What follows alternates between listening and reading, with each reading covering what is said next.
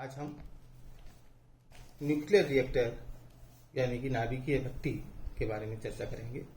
जैसा कि पूर्व के टॉपिक्स में आपको बताया कि जो श्रृंखला अभिक्रिया है, उस श्रृंखला अभिक्रिया को हमने दो भागों में डिवाइड किया था।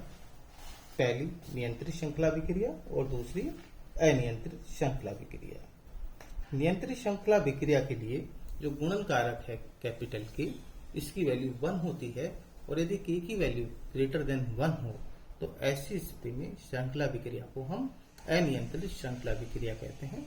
अनियंत्रित श्रृंखला अभिक्रिया का उपयोग हम परमाणु बमों के लिए करते हैं, नाभिकीय बमों के लिए करते हैं, जबकि जो हमारी नियंत्रित श्रृंखला अभिक्रिया होती है इसका उपयोग हम न्यूक्लियर रिएक्टर्स से ऊर्जा उत्पादन के लिए करते हैं।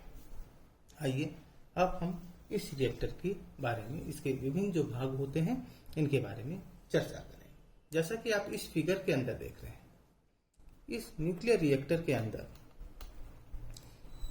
ये जो बाहर का आवरण है ये परिरक्षक कहलाता है, इस रिएक्टर की शील्ड कहलाती है। इसके अंदर के आवरण की यदि हम बात करें तो ये वाला जो पार्ट है हमारे पास में, ये यहाँ पर फ्यूल रखा जाता है और ये कंट्रोलिंग रोड्स होती हैं, ये वाली, जो कि क्या करती हैं, न्यूक्लियर रिएक्शन को कंट्रोल करती हैं। जो फ्यूल होगा वो फ्यूल इन रोड्स के अंदर फिलअप किया जाता है, जो कि जैसे ब्लैंक रोड्स आप देख रहे हैं, कंट्रोलिंग रोड के साइड में जो है इनमें फ्यूल रखा जाता है, नाभिकीय ईंधन। और यहाँ पर बीच में क्या होता है, मॉडरेटर भरा हुआ होता है और जो एनर्जी इसके अंदर जनरेट होती है उस एनर्जी को बाहर निकालने के लिए हम लोग क्या करते हैं, इसके अंदर शीतलक को यानी कूलेंट को प्रोवाइड करते हैं। आइए अब इनके बारे में चर्चा करते हैं। पहला है इसका ईंधन यानी फ्यूल। न्यूक्लियर रिएक्टर में प्रयुक्त किए जाने वाले ईंधनों में मुख्यतः यूरेनियम 235 और प्लूटोनियम 239, यूरेनियम 233 इन्हें उपयोग में लाया जाता है। मंदक यानी कि मॉडरेटर के लिए हम, क्योंकि आप जानते हैं कि न्यूक्लियर रिएक्टर्स में जो श्रृंखला अभिक्रिया होती है उसमें तीव्र न्यूट्रॉन्स भी उत्सर्जित होते हैं, तो इन फास्ट न्यूट्रॉन्स को थर्मल न्यूट्रॉन्स में परिवर्तित करने के लिए न्यूट्रॉन के वेग को हमको क्या करना पड़ता है, कम करना पड़ता है।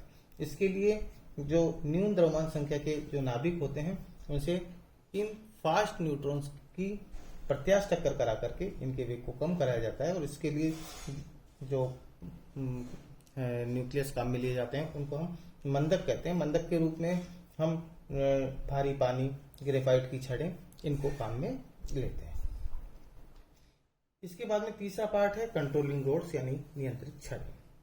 नाभिकीय रिएक्टरों में अभिक्रिया को नियंत्रित करने के लिए कैडमियम या बेरिलियम की छड़ों का उपयोग किया जाता है। कैडमियम और बेरिलियम की छड़ों का यह फायदा है कि इनके अंदर ये नेचर होती है कि ये जो न्यूट्रॉन उत्सर्जित होते हैं श्रृंखला अभिक्रिया के दौरान उनको ये अवशोषित कर लेते हैं। तो जब भी किसी श्रृंखला अभिक्रिया को रोकनी होती है तो इन कंट्रोलिंग रोड्स को क्या करते हैं, रिएक्टर के अंदर की तरफ डाल दिया जाता है। अंदर की तरफ डालने पर क्या होगा कि जो न्यूट्रॉन उत्सर्जित हो रहे हैं विखंडन के दौरान उनको इन छड़ों के द्वारा अवशोषित कर लिया जाएगा और अवशोषित करने के कारण के की वैल्यू लेस देन हो जाएगी और श्रृंखला अभिक्रिया आपकी रुक जाएगी। और जब श्रृंखला अभिक्रिया को बढ़ानी होती है तो इन रोड्स को बाहर की तरफ खींच लिया जाता है। फोर्थ हमारे पास में होता है शीतलक, कूलेंट। विखंडन की प्रक्रिया के दौरान उत्सर्जित ऊर्जा ऊष्मा के रूप में उत्सर्जित होती है, अतः रिएक्टर को वर्किंग ऑर्डर में रखने के लिए उसे ठंडा रखना भी आवश्यक होता है। इसके लिए सतत रूप से पानी, कार्बन डाइऑक्साइड या नाइट्रोजन गैस इत्यादि प्रवाहित कर जो उत्सर्जित ऊर्जा होती है श्रृंखला अभिक्रिया के दौरान उसको क्या करते हैं, बाहर निकाल लिया जाता है। पांचवा जो मुख्य भाग है परिरक्षक। विखंडन के दौरान कोई भी रेडिएशन इफेक्ट एटमॉस्फेयर में ना आए उसको रोकने के लिए हम इस रिएक्टर के चारों तरफ क्या करते हैं, कंक्रीट का एक ये मोटा आवरण बना देते हैं। इन नाभिकीय रिएक्टरों को हम कई भागों में क्लासिफाई कर सकते हैं, जैसे ईंधन के आकार पर, यानी कि ईंधन जो है किस तरह का आप यूज कर रहे हैं, उसके आधार पर भी हम न्यूक्लियर रिएक्टर्स को क्लासिफाई कर सकते हैं। सामान्यतः रिएक्टर्स में समृद्ध यूरेनियम ईंधन के रूप में प्रयुक्त करते हैं। कुछ रिएक्टर्स ऐसे होते हैं जिनमें प्लूटोनियम 238 का उपयोग किया जाता है और ऐसे रिएक्टर्स ब्रीडर रिएक्टर्स भी कहलाते हैं। यूरेनियम 235 का उपयोग गतिशील न्यूट्रॉन के कारण उत्पन्न विखंडन के लिए प्रयुक्त नहीं किया जाता है। औसत ऊर्जा के आधार पर भी नाभिकीय रिएक्टर्स का वर्गीकरण किया जा सकता है, यानी कि जहां तीव्र न्यूट्रॉन का उपयोग हो, तापायनिक न्यूट्रॉन का उपयोग हो या मॉडरेट ऊर्जा के न्यूट्रॉन का उपयोग हो। जो फास्ट न्यूट्रॉन्स के लिए जो होता है उसमें जो ईंधन होगा प्लूटोनियम 230 या यूरेनियम 238 होता है और इनमें मंदक की आवश्यकता नहीं होती और ऐसे रिएक्टर्स को हम फास्ट रिएक्टर्स भी कहते हैं। जो थर्मल न्यूट्रॉन्स होते हैं, थर्मल रिएक्टर्स होते हैं, वो थर्मल रिएक्टर्स में जो न्यूक्लियर रिएक्शंस की जाएगी वो थर्मल न्यूट्रॉन्स के द्वारा होती है। यूरेनियम 235 में इसमें फ्यूल के रूप में काम में लिया जाता है और ऐसे जो हमारे रिएक्टर्स होंगे इनमें हम मंदक का उपयोग करेंगे, क्योंकि ये जो न्यूक्लियर रिएक्शंस के कारण जो न्यूक्लियर फ्यूजन होगा उसमें फास्ट न्यूट्रॉन्स जनरेट होते हैं। इन फास्ट न्यूट्रॉन्स की एनर्जी को क्या करना है, आपको कम करना है, तो आपको मॉडरेटर यूज करना पड़ेगा। इसके अलावा जो मॉडरेट एनर्जी के न्यूट्रॉन्स जिन रिएक्टर्स में काम में लिए जाते हैं तो उनके लिए विखंडन में न्यूट्रॉन की ऊर्जा का मान तापायनिक न्यूट्रॉन से यानी जो थर्मल न्यूट्रॉन से उनसे अधिक होगा और इसमें हम ईंधन के रूप में यूरेनियम 233 का यूज करते हैं। तीसरा तरह का जो क्लासिफिकेशन होता है वो मंदक के आधार पर, यानी मॉडरेटर आपने किस तरह का यूज किया है उसके आधार पर भी हम न्यूक्लियर रिएक्टर्स को क्लासिफाई कर सकते हैं।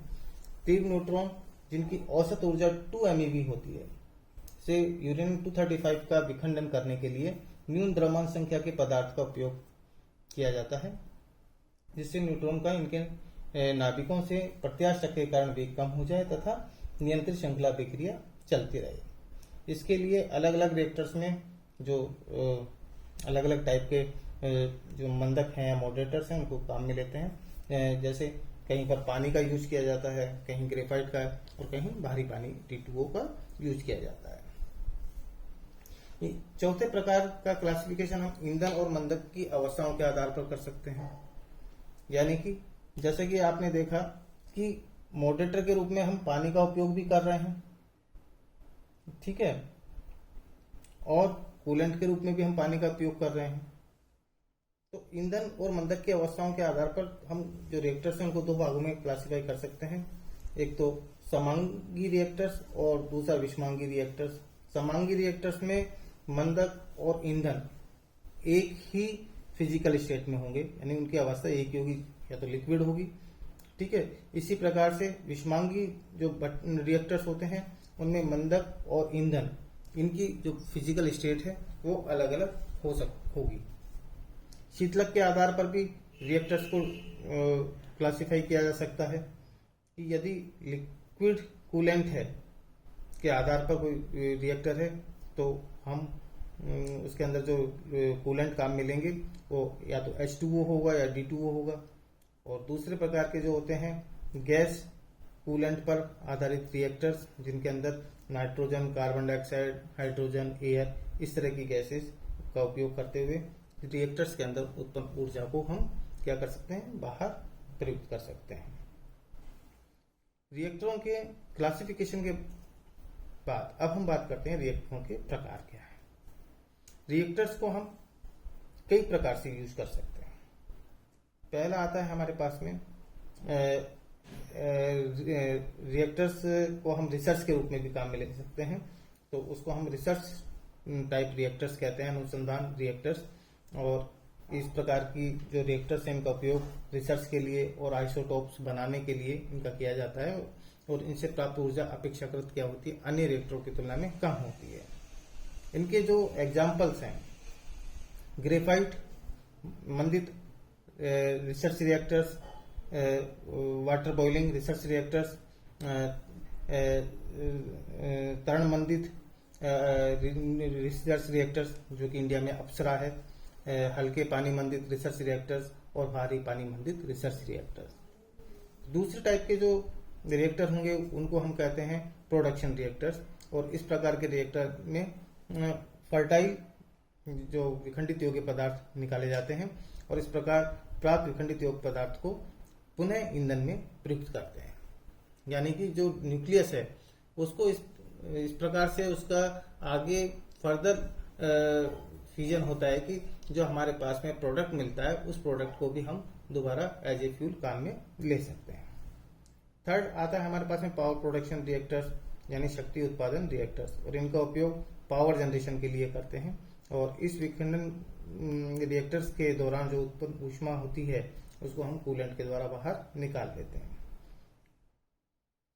फोर्थ टाइप के आते हैं ब्रीडर रिएक्टर्स।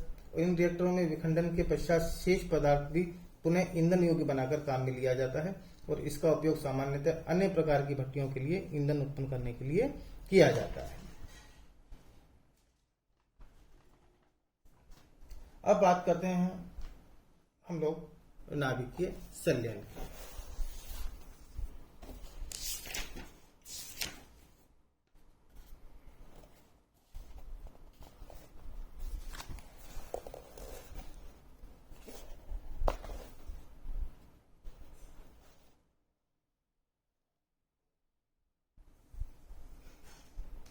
जब दो नाभिक जिनकी द्रव्यमान संख्या का मान 20 से कम हो को एक दूसरे के निकट लाया जाता है तो संयुक्त नाभिक की बंधन ऊर्जा बढ़ने के कारण ऊर्जा उत्सर्जित होती है, और इस प्रकार की प्रक्रिया जिसमें हल्की नाभिक मिलकर के भारी नाभिक का निर्माण करती है को नाभिकीय संलयन कहते हैं।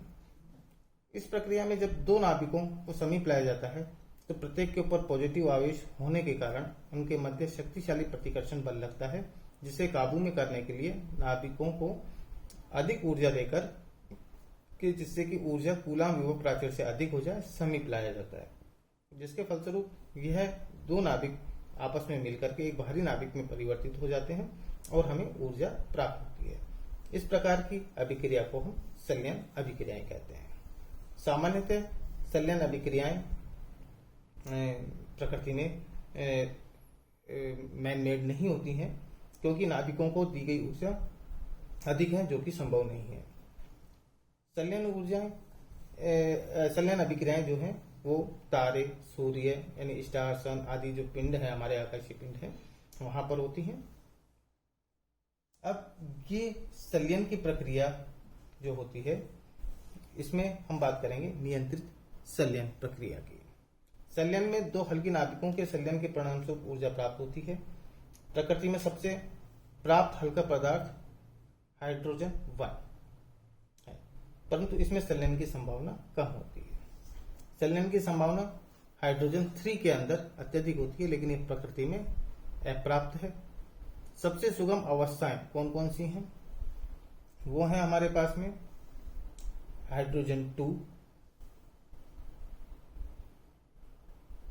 में संलयन के कारण उत्पन्न ऊर्जा पर्याप्त होती है। संलयन में सबसे अधिक समस्या जो आती है वो उसका उच्च ताप प्राप्त करना है, लगभग 10⁸ केल्विन का ताप प्राप्त करना होता है, जिस पर कि दो नाभिकीय संलयन की प्रक्रिया को आरंभ किया जा सके। इस हाई टेम्परेचर पर जो पदार्थ होगा वो प्लाज्मा अवस्था में आ जाता है और इस प्रकार की संलयन प्रक्रिया में ताप को उच्च विद्युत क्षेत्र व न्यून दाब पर भरी ड्यूटेरियम नलिका में प्रवाहित कर प्राप्त किया जाता है और इसे पिंच इफेक्ट भी कहते हैं। जैसा कि आपको बताया कि सूर्य और तारों के अंदर इस प्रकार की ऊर्जाएं जो है वो प्राप्त होती हैं हमें, तो आज अब हम देखते हैं कि किस प्रकार से तारों के अंदर संलयन की प्रक्रिया प्राप्त होगी। देखिए, सबसे पहले H.A. बेथे ने यह स्पष्ट किया कि तारों में भी संलयन की क्रियाएं संपन्न होती हैं तथा तारों में जो चमक आती है वो संलयन प्रक्रिया के फलस्वरूप ऊर्जा के रेडिएशन से प्राप्त होती है। इस प्रक्रिया में उन्होंने यह बताया कि तारों के अंदर कार्बन चक्र और प्रोटॉन चक्र यानी कि ये दो चक्र जो हैं वो अपना महत्वपूर्ण योगदान करते हैं। कार्बन चक्र के अंदर क्या होता है? देखिए, कार्बन चक्र के अंदर जो एनर्जी रिलीज हो रही है, किस प्रकार से इसको एक्सप्लेन किया जा सकता है कि कार्बन 12 पर H1, ये दोनों न्यूक्लियस क्या कर रहे हैं, आपस में संलयन अभिक्रियाएं कर रहे हैं, क्योंकि तारों का टेम्परेचर बहुत ज्यादा है। तो उस स्थिति में नाइट्रोजन 13 प्लस गामा रेज और 1.95 MeV का एनर्जी जनरेट होता है। ये नाइट्रोजन 13 ये स्वतः विखंडित होकर के कार्बन 13 आपके पॉजिट्रॉन, न्यूट्रिनो और 2.22 MeV एनर्जी जनरेट कर रहा है। ये 6C13 अगेन H1 से न्यूक्लियर रिएक्शन करके नाइट्रोजन 14 गामा और 7.55 MeV एनर्जी जनरेट करता है। ये 7N14 अगेन वह हाइड्रोजन की न्यूक्लियस को एब्जॉर्ब कर यानी उसके साथ रिएक्शन कर ऑक्सीजन 15 और 7.35 MeV एनर्जी जनरेट करता है।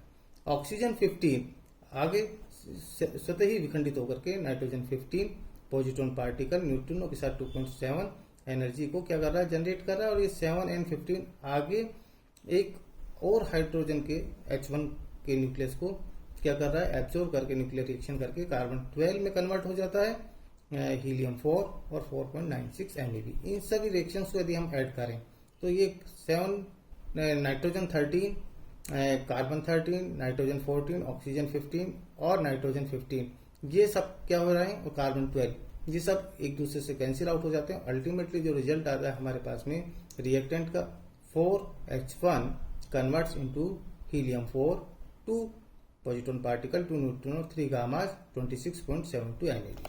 यानी कि कार्बन साइकिल के द्वारा जो एनर्जी है वो कितनी जनरेट हो रही है हमारे पास में 26.72 MeV के बराबर जनरेट हो रही है। इसी प्रकार एक प्रोटॉन साइकिल की भी बात की गई थी, और प्रोटॉन साइकिल के अंदर क्या होता है, यानी दो प्रोटॉन्स H1 और H1 जो न्यूक्लियस जिसको हम प्रोटॉन ही कहते हैं, ये प्रोटॉन्स आपस में मिलकर के संलयन होकर के क्या कर रहे हैं, ड्यूटेरियम यानी H2 के न्यूक्लियस को जन्म देते हैं।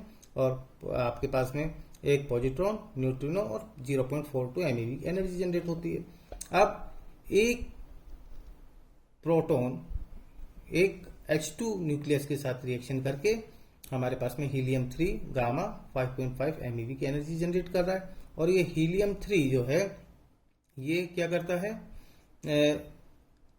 एक और हीलियम 3 के साथ, दोनों के साथ ये मिलकर के ये 2He3 है, नॉट सिंगल He3, ये हीलियम 3 जो दो न्यूक्लियस है मिलकर के हीलियम 4 और दो प्रोटॉन के साथ में 12.8 MeV। इनका भी यदि हम सम करें तो जिससे कि कार्बन साइकिल के अंदर आपने देखा कि रिएक्टेंट्स जो है वो आप किससे जो प्रोडक्ट्स हैं उनमें से कुछ न्यूक्लियस से कैंसिल आउट हो जाते हैं, और रिजल्टेंट हमारे पास में क्या बचता है, 4 प्रोटॉन्स मिलकर के क्या कर रहे हैं, आपस में संलयनित होकर के हीलियम 4 का न्यूक्लियस, दो आपके पॉजिट्रॉन, दो न्यूट्रिनो, दो गामा रेज 24.64 MeV की एनर्जी को जनरेट करते हैं। तो इस प्रकार से ये जो दोनों अभिक्रियाएं हैं एक तो उच्च ताप पर हो रही हैं, और उच्च ताप पर होने पर ये हाई एनर्जी को भी क्या कर रहे हैं, रिलीज कर रहे हैं, जिसके कारण स्टार फ्यूजन या तारों के अंदर चमक प्राप्त होती है।